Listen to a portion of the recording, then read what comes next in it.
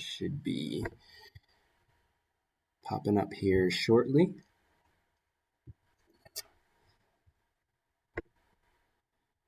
And just doing a couple test runs here to make sure everything is working the way it should, and then we'll be going from here. Okay.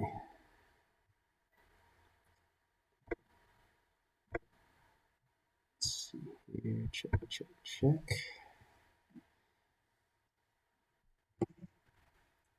All right.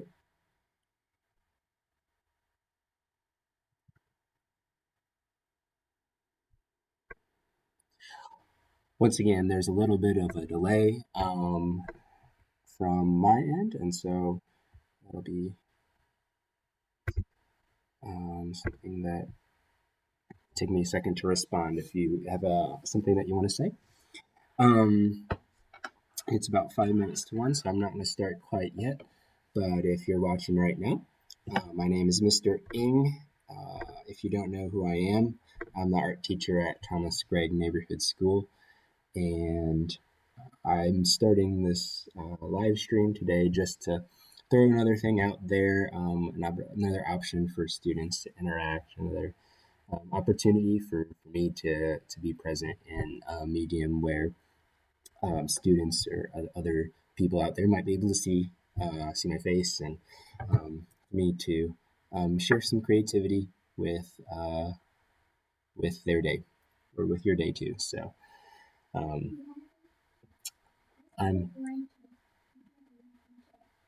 you have some in your room, right? Yours might be out here. Check and see if your Paw Patrol's out here. Yep. I'm working here at home.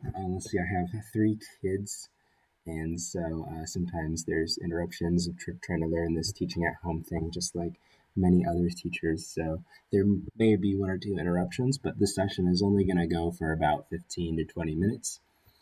And originally I had envisioned this to be a time where I have students submit requests, because in the classroom, as my students know, they're always asking me to draw things, and so I thought that there might be an opportunity to do this while we're on home learning.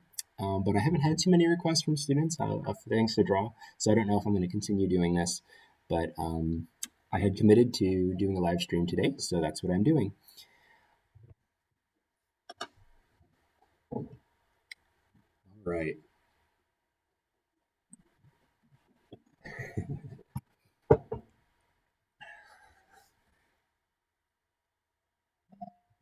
I hope you guys are doing well out there. Just a couple of resources before we get started to suggest if you're interested in art-related things.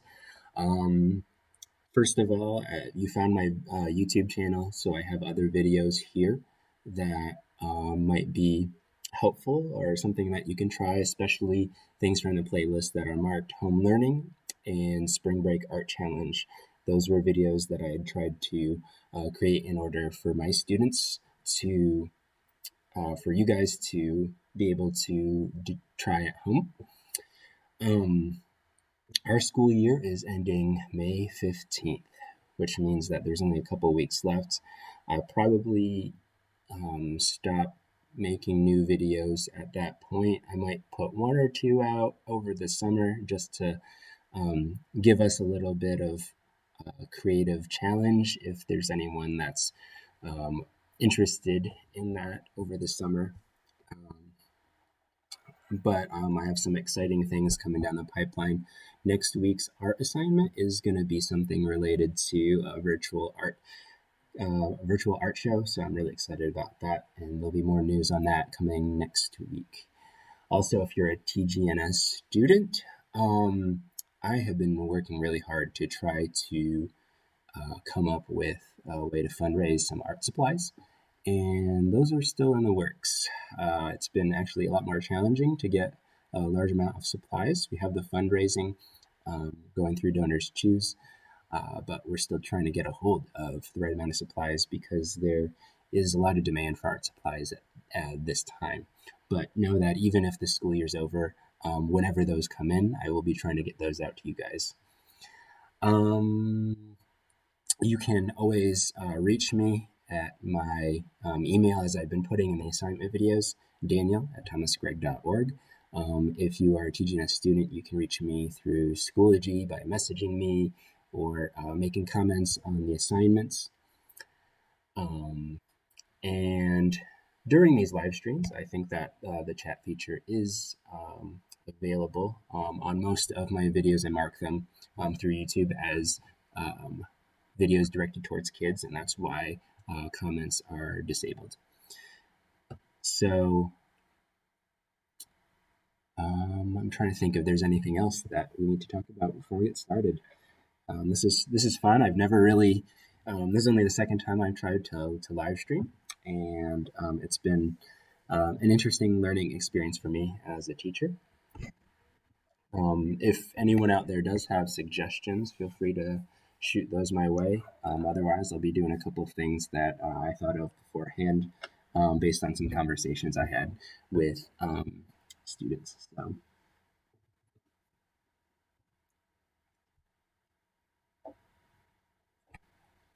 All right. Well, according to my clock here, it's about 1 o'clock, so we'll go ahead and get started. Excuse me. This morning, I was talking to my daughter, and she suggested that I draw a castle. So we'll kind of start out with a castle as something pretty basic. And one thing that you guys hear me saying a lot that I'm trying to develop as my tagline is lines make shapes and shapes make pictures. And a castle is a very good thing to draw using shapes. So we're going to do that. We're going to start with a nice big horizontal rectangle. And the purpose of this live stream is just to kind of show you my drawing process and also to draw things if you have suggestions. So don't feel like you have to draw along with me, although if you want to, you certainly can. All right, so I'm going to use that as kind of the front of my castle. I'm going to draw a couple taller rectangles on the side, and those will be like towers at the corners. And we're going to have maybe something in the middle, kind of like the bigger part of the castle. I'm going to draw stacks of rectangles for different types of castle towers. And this part is kind of fun because you can create some variations. I'm going to put some triangles in there and then I'll darken it as I go.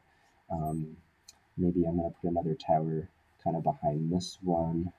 That'll be kind of like a tall tower, little balcony right there. Okay. Now a triangle roof there, and then we'll kind of elaborate on this as we go. Notice I'm trying to lay out the whole drawing. Sometimes, especially when we're learning to draw, we want to do one line at a time, one section at a time, and have this section completely finished before we move on to the next part of the drawing. But one thing that I've learned, and not everybody draws this way, but as a teacher, I recommend that you try to very gently plan out where everything goes first and do it in a lighter pencil and then go over it and add your details after you kind of have a plan for where everything goes. So now I'm going to put that big gate in the front. Let's see, make it nice and big and curved. I'll just kind of do a vertical door thingy this time. But I'll add another line that's parallel around this one. There we go. I'll make that darker. And then I'm going to come up and add some diagonal lines to the sides of this to expand our tower. And then add those. What I'm going to do is I'm going to draw a very light line straight across, but then I'm going to create that sort of boxy type edge that is associated with castle walls. All right, yeah, I can see that. I'm going to do the same thing on the other side. And what I'm going to do is I'm going to take a very light line across to make sure that it's lined up. And then I can erase that line a little bit later. So I know that this part, this corner right here where it comes out is going to line up right here. So I'm going to start my horizontal line right there. And then I can always erase if I need to a little bit later. Better eraser here. There we go. And then darken this tower here. Not everybody's drawing style is the same, but I've always tended to be looser and sketchier, especially in the beginning, and then gone over top and fixed my details later on. Some artists are really fast and really good at having their final details done the first time they go through, and that's awesome. But I know not everyone's like that. All right, I'm going to do that kind of boxy castle wall thing across the front too.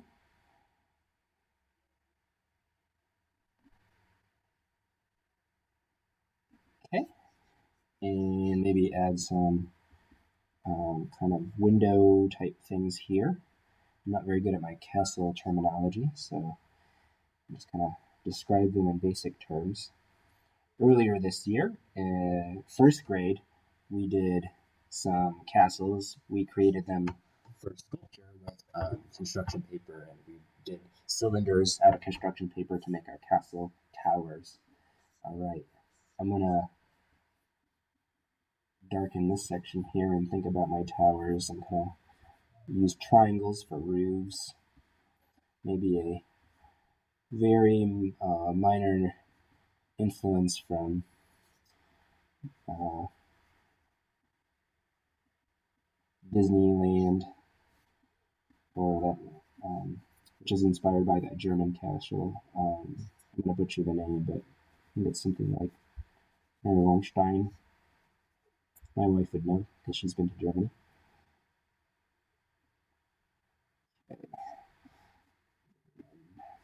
This is the fun part because then I'm just kind of stacking shapes, stacking rectangles and triangles, and kind of combining them to create this tower. And if you happen to be doing this, you can kind of create your own variations, your own combinations of shapes to create your castle. I'm going to kind of fill in that space there and imagine what might look like if I had maybe a few windows here. And yeah, I don't know about that shape right there. Maybe I'll erase this line so this tower is actually coming down a little bit more. Okay, so that's just kind of a basic sketch of a castle. Now,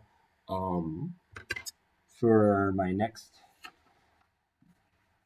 drawing, the next thing I thought of was I was talking with a student messaging through Schoology, and Jordan asked me if I had a dog, and I don't.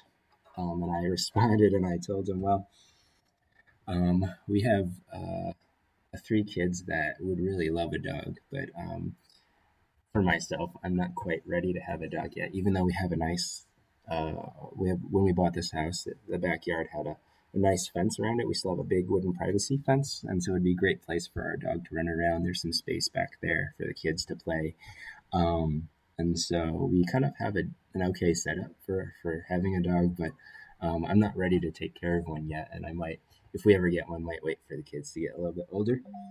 And Jordan messaged back and said, "You should really get a dog." So instead, I'm going to kind of draw, if I got a dog, what kind of dog I might want. I printed off a picture because if you saw this last week, you know that I feel most comfortable when I draw things that I don't know. I'll just kind of try to find a picture and use it as a reference. I'm not the person that wants to copy it exactly. I might change it as I'm drawing it to kind of make it my own, but it does help to look at something. So I printed off a picture, kind of like this is the closest thing I could find. So my brother and sister-in-law, they have a dog. They have a couple dogs, but one of their dogs is a cross between a Rottweiler and a Mastiff. He's actually bigger. He's kind of like the one in this picture, but a little bit bigger. His name is Hank, and he's a tank, Hank the Tank. But he's a really big, friendly dog, just very calm, and he's a very comforting dog to be around.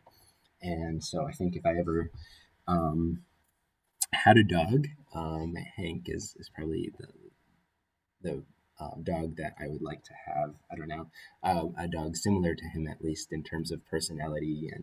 And so I'm going to try to draw a dog similar to Hank.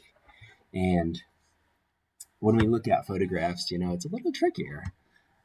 We're looking for, but my approach, once again, is pretty much the same. Lines make shapes, shapes make pictures, right? So let's look for our shapes, use some lines to construct them, and then we can kind of smooth things out. And you look at an organic shape with a lot of curves and bumps like a dog, and you think to yourself, how can I get shapes out of that? Well, sometimes you see illustrators, they'll start with a framework, right? And so they will build out of shapes. I see that this part of the dog's nose is kind of a little bit boxy. I'm going to draw like a little bit of a boxy shape right there. But then as I develop it, notice once again, I'm drawing light. I'm going to kind of curve those things. And the shapes don't have to be shapes that have names, right? It's kind of like a rectangle, but then I'm going to change the sides a little bit. It's not exactly a rectangle shape, right? Okay, so that's where his snout is. I'm going to draw this kind of roundish bump above that. Kind of starts right here in the snout because he's at an angle, right? He's kind of almost 3/4 where his head is. It's not a profile view where you're just looking at the side of the head, right? And it's not straight on where you're looking straight into his face. And you can see his face is split symmetrical. He's kind of looking 3/4, right? So you see one eye and then part of the other eye, right? His nose is going this way. So you see more of this side of the face and a little bit of this side of the face. And so that's kind of what we're doing here. Um, we'll draw, and then I can see how thick his neck is. Look at that. That's almost like kind of create a boxy sort of shape. And when I say boxy, sometimes the sides are not necessarily straight. You just kind of think of when I visually, I've taught myself to look for kind of like boxy sort of shapes and then kind of curve them if the lines need to be curved later. And then I can see that this part of the head is a little bit bumped. I'm gonna bring that down a little bit like that. And that looks a little strange right now, but it'll make sense as we go, hopefully.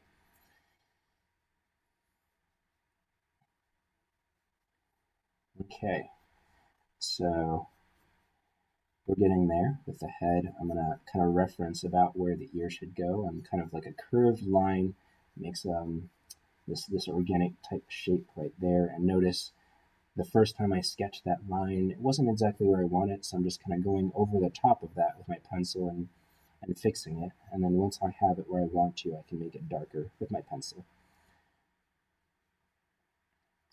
Um, I'm the type of artist that's always fixing, always adjusting as I go. Okay, I'm going to reference about where those kind of orangey brownish bumps like above his eyes go. And then later on, we're going to curve this part of his face.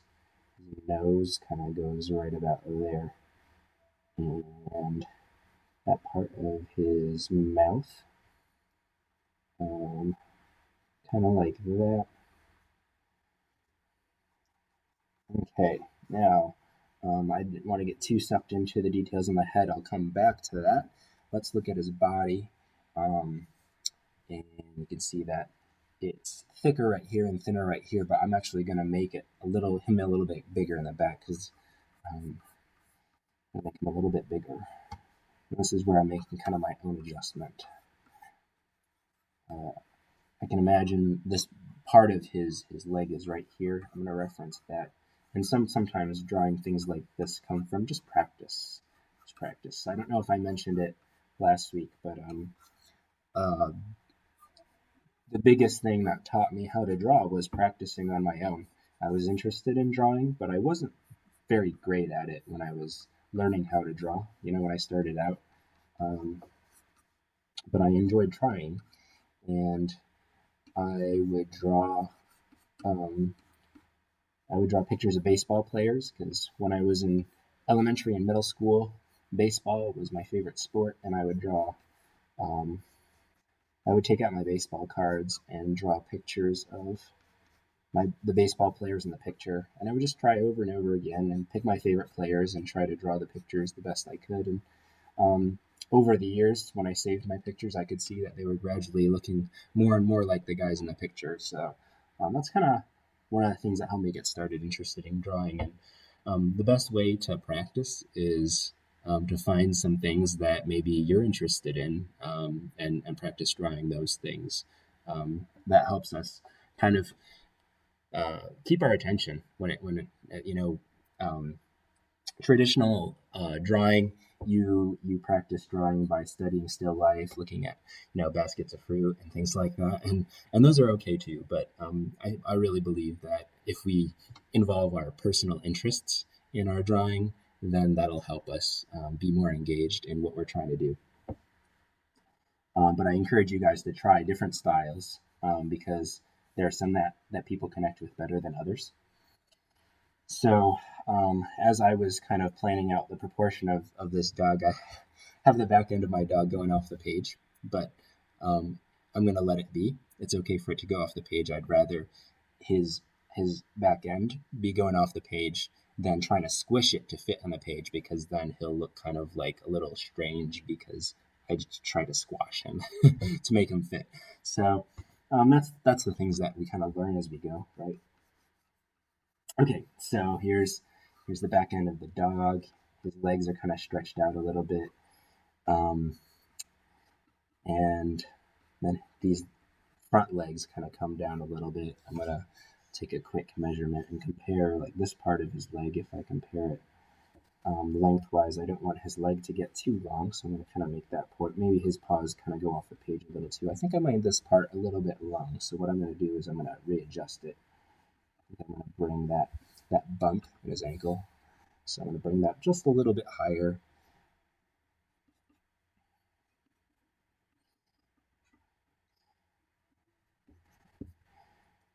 When I was when I took drawing classes in college, one of the things that my professor would make us do is draw the same thing over and over again. And even though that part was kind of less interesting, it did help us. When you draw the same thing over and over again, it kind of trains you to look, and it trains your eye to see things a little bit better.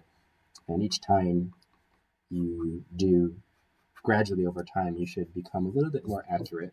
If you're practicing, kind of like practicing free throws, if you're a basketball player and you're practicing taking, 50 to 100 free throws each practice. So I noticed that as I ran out here, this part of the dog kind of curves outward a little bit more, and I didn't quite do that as much right here. And I just kind of missed that as I was planning that out. But that's okay. I just don't want his leg to be too thin or too thick. So I'm kind of readjusting the thickness as I go, but I'm keeping most of it. I don't want to erase the whole thing. Sometimes we're tempted, if we make a mistake, to scrap the whole thing and start over. But you lose a lot of time that way, and sometimes um, you don't always learn how to make adjustments if you're starting over and not looking at why I made that mistake and what can I do to fix it. So here we go. I've been trying to adjust his legs a little bit to make them look a little bit more like legs and paws. Um, and something's not 100% there, but I'm just kind of right now just referencing those lines. There we go. Okay, so I'm going to go back up to the head now, and then I'll kind of work back down as I develop more detail in this dog. Okay. So here's what we're going to do. We're going to kind of come back up here, and let's sketch that out. And kind of develop his mouth. Let's see, I'm listening, blocking that with that shot there. There we go. By the way, I'm using a program called Streamlabs so that you can kind of see this shot of me down here in this box, but also see my camera, the overhead shot of me drawing at the same time. I have that set up with my phone actually as the stream camera. So, all right, I'm gonna quickly, this part I'm gonna kind of rush a little bit because I'm running a little bit low on time, but I'm gonna shade as I go too. So when I'm shading, notice I had drawn a little bit lighter in pencil. My pencil wasn't pressing down as hard on the paper in the beginning. Now I'm going to gradually add a little bit more pressure, push down a little bit harder with my pencil as I add more detail to it. And I'm looking for the parts in the picture that are a little bit darker, and I'm adding more pressure and going over those again to make them darker with my pencil.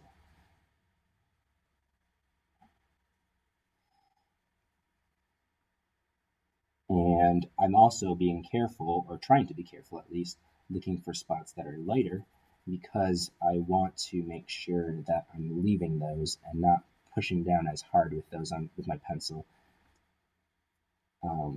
so that those areas look lighter on my paper as I'm drawing it. Now, dog's eyes are kind of tricky here. It's hard to see exactly what is going on right there, but I marked the spot where his eye goes, and it looks. Now, remember, you want to draw, if you're drawing for accuracy, you're trying to draw a picture that looks like this picture, you want to draw what you see, not what you want to see. So I'm going to try my best to kind of capture the shape of that eye. I'm not going to make it up. I'm just going to my best of my abilities, draw that dark shape. And it looks a little strange, but I'm going to trust the process as I go. And as I draw the rest of it, hopefully it'll kind of make sense in the picture. Now, there are times when obviously we are going to make adjustments and kind of draw things a little bit differently than the picture. That's something that you decide as you gain more experience, and also depending on what you're trying to achieve, what you're trying to do with your drawing. In this case, I am trying to make it look pretty accurate. I only changed the back end of the dog. So this is a sketch. This isn't perfect, so you'll see at the end of this that it's not going to look exactly like the dog in the picture, but hopefully it'll be close enough where it'll look like a friendly Hank the Tank type of dog.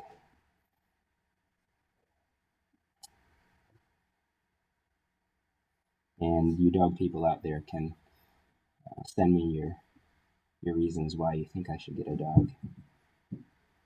Um, I do enjoy dogs. I'm not against having pets, but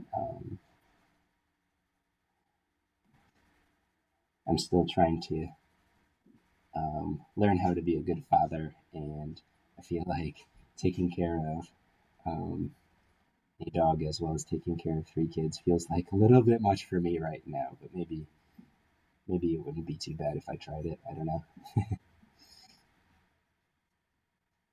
Okay, I'm gonna add a little texture right here around here, and then I looked and saw that his nostril could be darkened a little bit more shading around there, and then darken. Sometimes I have to go over the same area 2 or 3 times to make it even darker each time.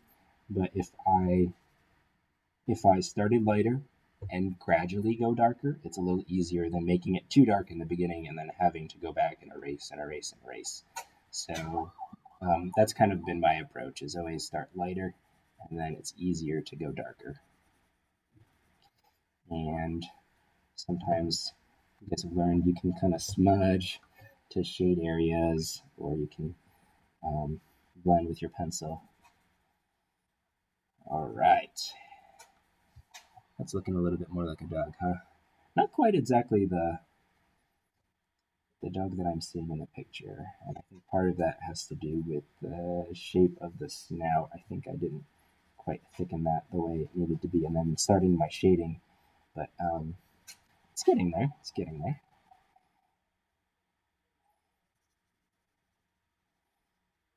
There you go. All right.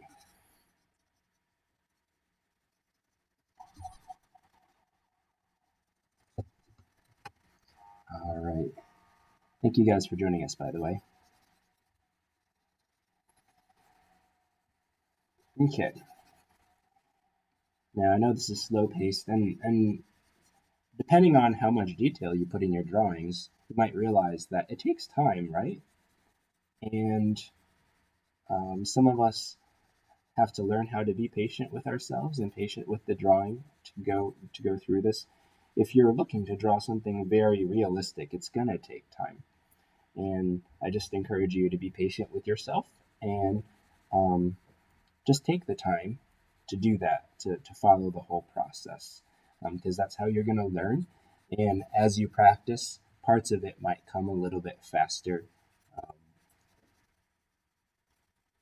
over time, but it'll probably take some practice before you get it. And you might get stuck in small spots and realize, man, I just spent 10 minutes working like on the same part of the nose or working on an arm. And that's pretty normal, and especially in the process of learning. It might even take longer than that. um,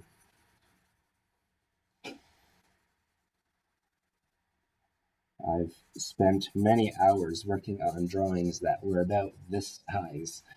So don't be too discouraged or don't get too frustrated if you're trying to learn how to represent a drawing or create a drawing and it's just not coming very quickly for you. I encourage you to keep on trying. And a couple other strategies that can help you are to like pull further back and look at it from a distance every once in a while. Sometimes, if you step away and see it from further away, you'll notice things that you didn't see when you're staring at it so close to the paper. Also, sometimes it helps to have someone else look at it for you if you're willing to um, ask someone, maybe someone that you think you can trust, to give you some feedback. If you're willing to take a little constructive criticism, you can ask someone, what do you think? What do you think can change? Or what part of this do you think needs to be adjusted? And some people will be able to, a different set of eyes will be able to look at it and say, well, I'm not sure, but I think that maybe like part of the neck shape is a little bit off, or something like that, and that might help you kind of see it a little bit better. Okay, so I am gonna wrap this up mostly just because I'm running a little bit low on time. What I drew here and what's up here looks a little bit different, and I think part of it is the shape of the face. I think I brought this out too much and I didn't give as much thickness to his snout, and also some of the shading's a little bit different. But I'm pretty happy with how this part of the dog looks, even though it might not be exactly what I see in the picture up there. Um, Anyway, that's it for now. I hope you guys are doing well out there. I hope that you're finding opportunities to be creative as well. If you have any comments or questions or need help with anything artistic, feel free to reach out to me. Once again, my email is daniel@thomasgregg.org. If you're a student, you can reach me through Schoology. Or if you know me from outside of school world, maybe you can reach me through Facebook or talking to me through the other channels that you might know you have contact with me through. So I hope you guys have a good week. Stay safe, stay creative, and remember, you're an artist.